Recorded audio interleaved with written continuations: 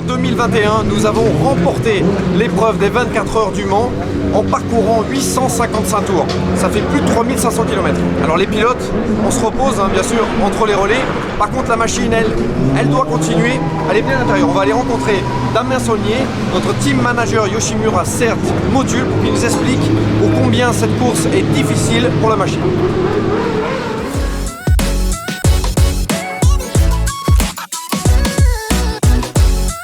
Damien, 2021, l'édition des 24 heures du Mans, on a parcouru 855 tours, ça fait plus de 3500 bornes. Est-ce que tu peux nous expliquer comment l'équipe s'assure que le moteur va tenir? Autant de tours, mais ça sent la victoire. Comment on peut s'assurer que le moteur va tenir? Je dirais que déjà à la base, Suzuki a toujours eu cette réputation de faire des moteurs et des motos robustes, des motos et des moteurs fiables. Je dirais qu'en termes de roulage évidemment, mais aussi même quand il y a les chutes. On sait que la Suzuki c'est une moto qui accepte quand même globalement s'il y a des incidents de course, etc. S'il y a une chute, on sait qu'elle répond bien à ça. Ensuite Suzuki, c'est des bosseurs. Suzuki, ils ont toujours eu cette philosophie de beaucoup faire rouler les moteurs. On le voit nous quand on fait des séances d'essai.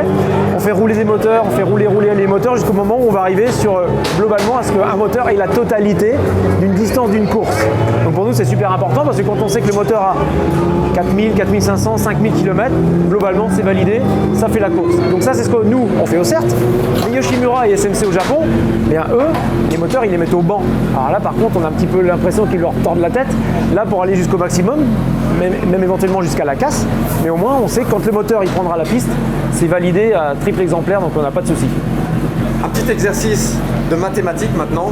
J'ai calculé que sur les 855 tours, avec 29 changements de vitesse pendant chaque tour, on change de vitesse plus de 25 000 fois pendant la course des 24 heures. La boîte donc, le moteur, comment est-ce qu'on arrive à optimiser ça et être sûr que la boîte puisse tenir? Alors déjà, on revient toujours à la fiabilité du moteur. Suzuki, moteur fiable, boîte fiable. Si on fait une petite comparaison avec la voiture a de l'huile pour la boîte de vitesse. L'huile sert pour la boîte, le moteur a son huile. Alors qu'en moto, c'est pareil, exactement. Alors qu'en moto, l'huile, elle sert à tout. Elle sert à l'embrayage, elle sert à la boîte et elle sert au moteur. Motul nous fait une huile 300V clairement performante. Et je suis en train de dire qu'avec le litre d'huile qu'on peut remettre pendant la course, c'est le seul moment où le moteur va récupérer un nouveau lubrifiant. Le reste du temps, les 3 litres d'huile qu'on met au départ iront à l'arrivée. Donc on peut considérer que Motul, ils savent faire de l'huile. Damien, un autre élément de la machine qui est sous pression pendant toute la course, c'est bien sûr le système de freinage. Tu peux nous donner un petit peu des détails sur qu'est-ce qu'on change, qu'est-ce qui tient toute la course, quel est l'entretien pendant la course? Alors, on va essayer dans tous les cas que toute la durée de la course, on change un minimum de pièces. Alors déjà, il y a une partie qui vous appartient, il ne faut rien casser. Mais nous, dans les stands, effectivement, suite au roulage, on change quoi? Quand la moto va ravitailler, les roues, on remet de l'essence. Ne parlez pas de consommation, je vous dirai rien. Je vous dirai seulement qu'on va faire 35-36 tours. Globalement, ça va faire à peine 1 heure et qu'on va remettre 24 litres d'essence. Qu'est-ce qu'on va changer? Maintenant, on change la couronne. Avant, la couronne restait sur le bras oscillant. Maintenant, on change la roue et la couronne comme les super stock, la catégorie qui est inférieure. Et puis, à différentes reprises durant la course, on changera non plus les plaquettes de frein. Maintenant, on change les étriers complets.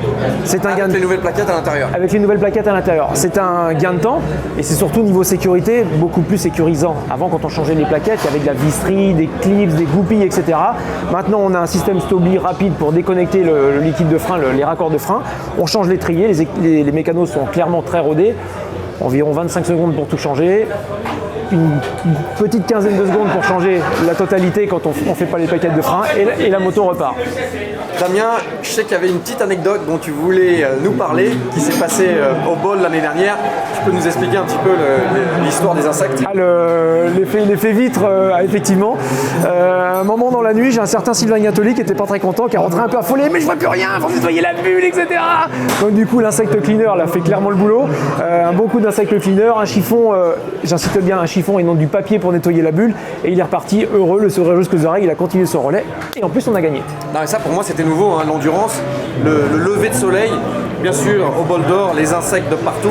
C'est vrai qu'on voyait plus rien du tout. Je me rappelle, j'étais pas content, en plus ça devait être 6-7 heures du matin, donc l'humeur était peut-être pas la meilleure. Mais en tout cas, merci bien pour avoir été patient et merci à vous pour avoir regardé cette vidéo. À très bientôt. Bye bye.